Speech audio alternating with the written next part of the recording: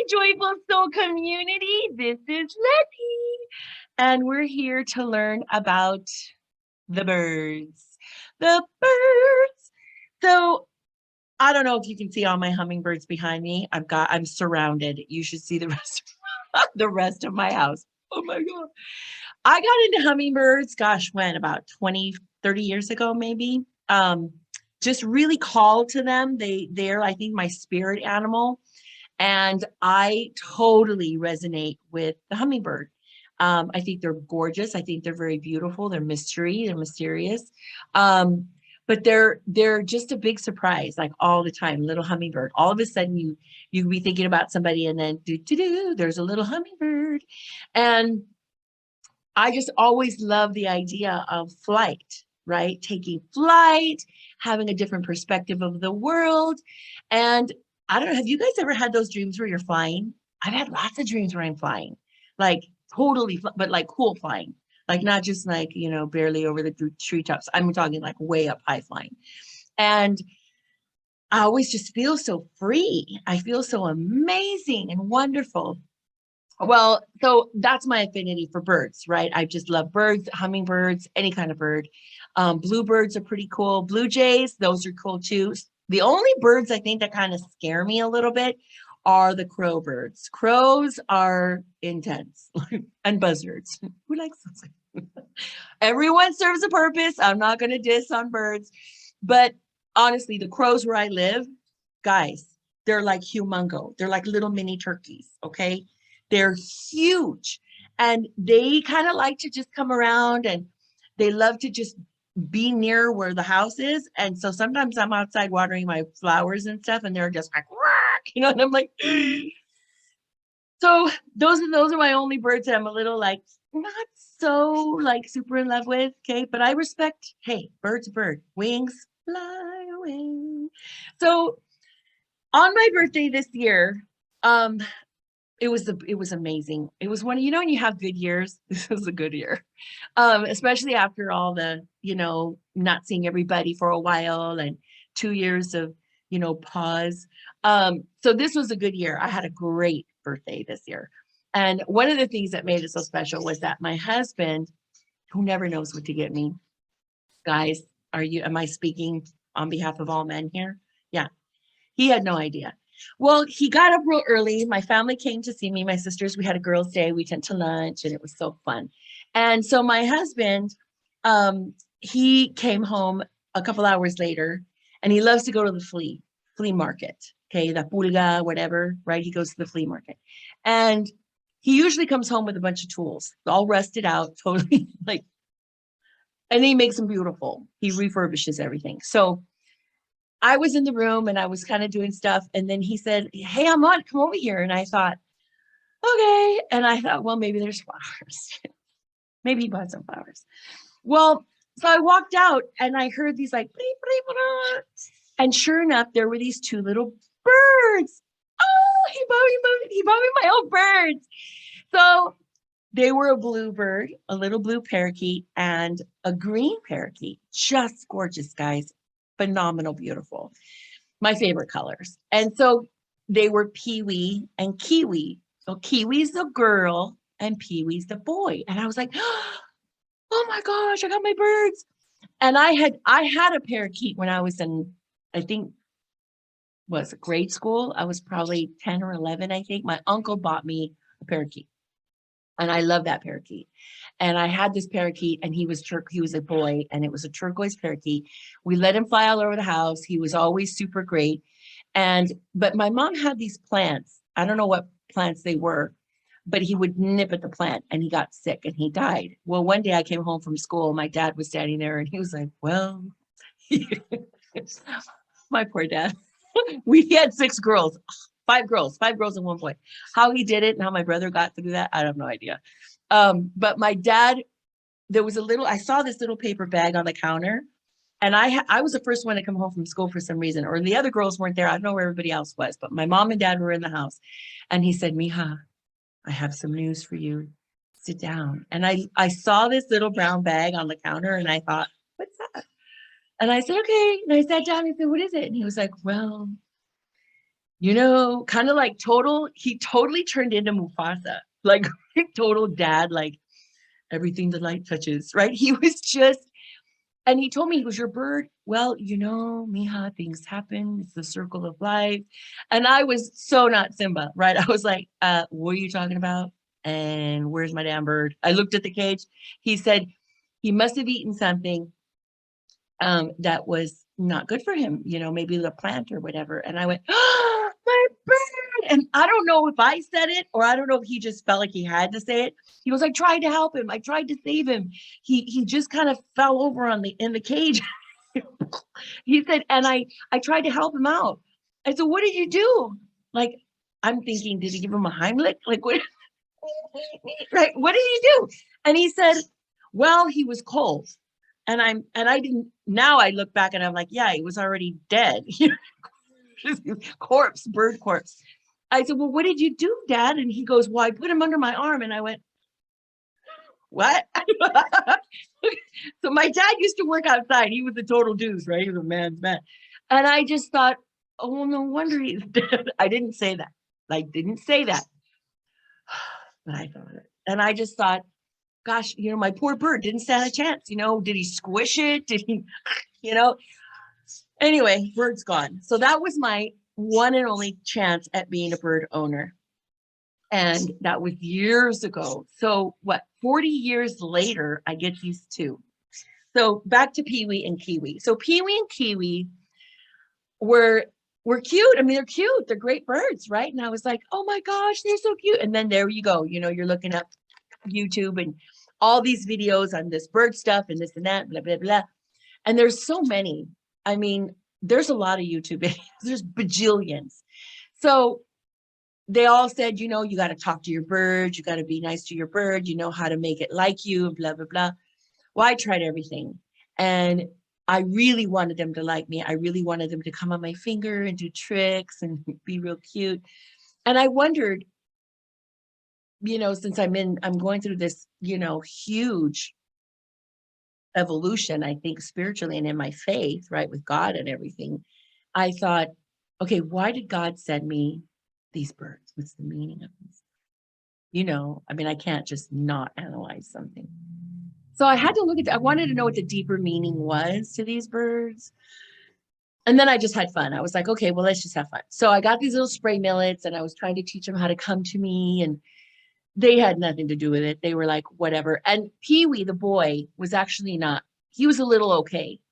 But then there was Kiwi. Kiwi, the girl, was just, she's intense. She's a total scrapper. She's just like, she talks a lot of stuff. She's like, wait. And she would get him all riled up. I started noticing, I was just watching them and stuff. And I thought, I wonder about these birds. And I really wanted them to be free. I wanted them to experience flight because they've been in a cage, right? So for any pet owners out there, I don't care what you got, bird, cat, dog, they really are an extension of you. And they come to you for a reason. They're meant to teach you something about life, but also about love, but about yourself. So I've learned a lot, guys. And so I feel like the bird woman of Alcatraz at this point, because we have 4 now. So with Kiwi and Pee-wee, I let them out. I got them, they would go out and be only an hour, maybe 2. And then they come right back in the cage because they were hungry or they were thirsty. And I close the door. I'm like, good job, boys, girls. Good job, everybody. Good night. Go to bed. Well, then I started noticing that Kiwi would go back in. Okay, good girl. But Pee-wee was like, I don't think I want to go back in. Stay out here for a while. And I was like, oh, what? You got to go in. Like, you're going to starve to death. Your wings are going to fall off. I mean, I don't know. So he didn't, he was being the rebel. And I thought, mira nomás, this bird. Well, he stayed out. He had a slumber party. He totally stayed out. He was on a branch, so on one of my plants. He was just he was not going to go in. He was not having any of it. So, okay, fine. Stay in, stay outside. Stay outside. You're not going to get anything. Well, the next day, it took 2 days, guys. And he finally did go into the cage. But then it was like, the minute I opened the door to let him in, she came out. So it was like, okay, this isn't working. So we did what parents do. We had to catch the birds. And that was not good. That was a traumatic experience. It broke my heart. I hated it. Well, they got in. And then I said, I think they're two girls because they started kind of fighting a little bit. And I said, I think they're girls. I looked up on this video and their nose thing here is supposed to look a different color and this doesn't look a different color. So my husband said, well, what do you want to do? I said, well, let's go get a boy. So then we went out, we got a boy. And that's Pepillo. And Pepillo is this beautiful little white and gray bird. And he was so tranquis. He was so calm, tranquil for like 3 hours. Then as soon as we got them together, then it was like, okay, now the party started. And him and Pee-wee, then I realized, okay, Pee-wee is a boy. So Pee-wee and Pepillo were literally Butch Cassidy and the Sundance Kid. These two were breaking out. We had a beautiful big cage. We tricked it out. They got out. They literally made themselves skinny. Anybody have a parakeet? Like they can blow themselves up, right? And you're thinking, oh, they can't fit through the bars. Yeah, right. They just suck it all in, like they put on a big old girdle or whatever, a bird girdle, and they walked right out, literally like, see you later. So I come home one day and it sounded like Apocalypse Now in my living room. It was like, and they were flying everywhere. They were everywhere, all three of them. And I thought, oh my God, they got out. Well, shit. So what do? We had to get the old cage. We had to try to get them. Long story short, people, and this is a good story.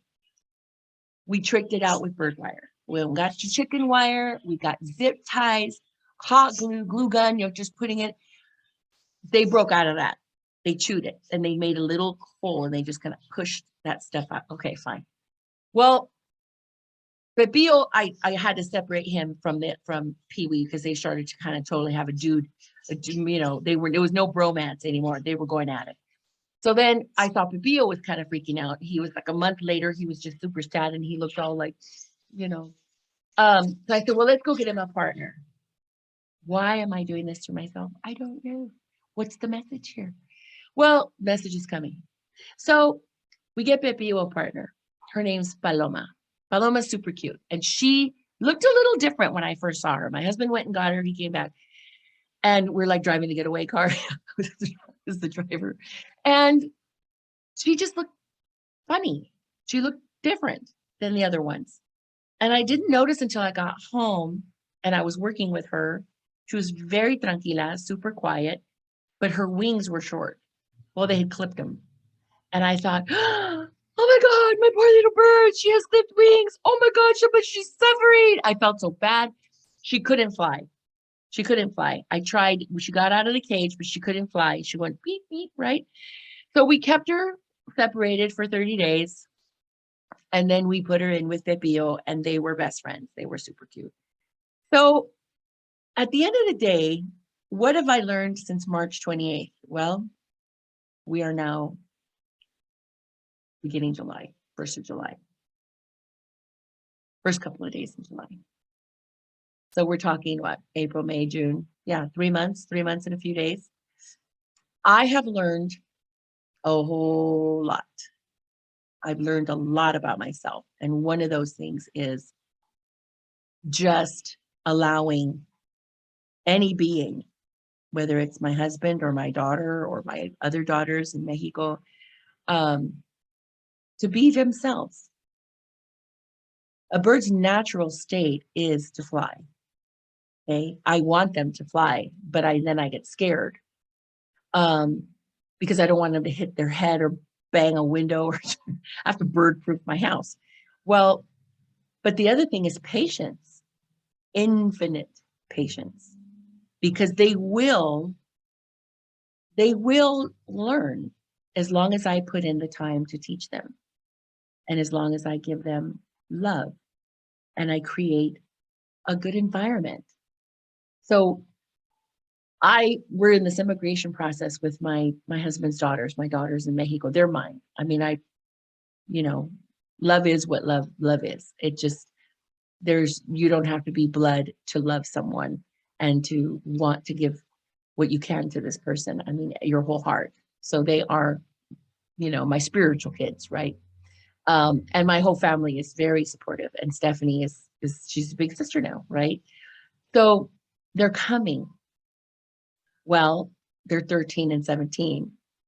And I know now, because I asked God about it. I was like, okay, like I love my birds, but like how long, what's the lesson here? I know there's a lesson here. What is it? And why now? You know, why did I go get another one? Um, and it's the four of us. We're going to be living in this house. It's the four of us, me and my husband and the two girls. And, you know, they're going to have their own thoughts. They're going to have their own mind. They're going to want to do things. They're going to want to learn things. They're going to want to experience things. And I mentioned in another video before, you know, being a single parent for so many years, you kind of turn into kind of a little control freak. Okay. I mean, I've got to own it. I'm owning it. But also be open to evolving. And that means looking at everything differently, allowing more than ever for everybody to be who they are, and give them space to be that person. Give them space to transform into whoever it is they want to be, whoever their authentic self is.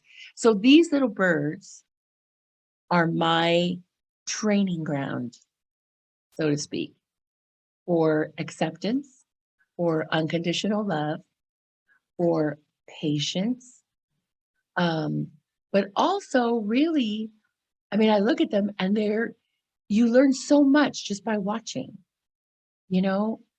I can't go in and do it for them, right? I'm not going to get in the cage and show them how to eat and where to go and stop pooping here and do this and do that. I can't. So I have to just observe. And you know, I learned this a long time ago in sales and in work. And I know you guys have heard this before. God gave us two ears and one mouth, right? We'll use them proportionately.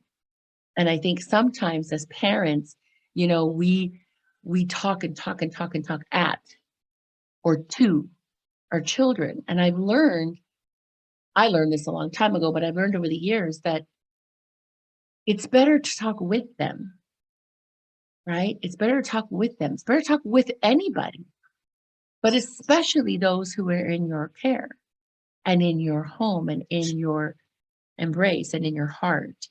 And so I'm learning a lot, guys. I'm learning a lot. These birds have been kind of a headache, right? We've gotten how many cages now? We finally got a cage that they cannot break out of. They cannot escape from. There's more than enough room for all of them to enjoy their fun little toys, and they can have space. They can enjoy each other when they want, and they can go over here or whatever. So now we finally got it after almost 100 days of trying to figure out this new bird life, you know, with these little birds. But we're going to go through that transition when the girls get here. And, you know, sometimes I think I get ahead of myself, like, oh my God, how's it going to be? Bathroom rules. What are we going to do? Oh my gosh, who's going to do this? Who's going to do that? And then I just hear this little bird, quack, quack, quack, Leti, stop. Just let it be. It'll all work itself out. So I feel like the bird woman of Alcatraz at this point, but you know what? Only in the sense that the man in that movie loved his birds, and he saw them for more than what we normally would think of a bird, right? They were his friends. They were somebody that he could love and care for. And there was no condition whatsoever. And so I think if we looked at each other that way, if we looked at our families that way, if we looked at our children that way, you know, life might be a little bit easier, and definitely more fun. So am I looking forward to the girls coming? Absolutely. Absolutely. I can't wait for them to get here. Am I a little nervous, you know, having teens? Yeah, who wouldn't be, right? But are they nervous coming here too? Of course they are. So it's going to be a beautiful experience for all of us. It's going to be a moment of total acceptance and just faith. Absolute faith. But yeah, my birds, Kiwi and Peewee, Pepillo and Paloma, they're they're the four they're the four amigos, and they have taught me a ton. And I know that they were sent into my life to teach me something that is going to be invaluable moving forward. And for that, I am eternally grateful. So whenever something lands in your life and comes into your experiences or into your experience that you didn't really plan on or didn't expect, or I don't know, whatever, just accept it and just know that probably the universe, probably God saying, okay, we're going to give you some opportunities here because everything happens for a reason, guys. Everything happens for a reason. There's no doubt in my mind whatsoever. So, from me and the Blades, we love you. Thank you for listening. Can't wait to see you next time. And just like I always say, guys, from my soul to your soul, in this moment, you are loved. Have a great day, everyone. God bless you. Enjoy the sunshine wherever you are. Sunshine, moonshine, or starshine.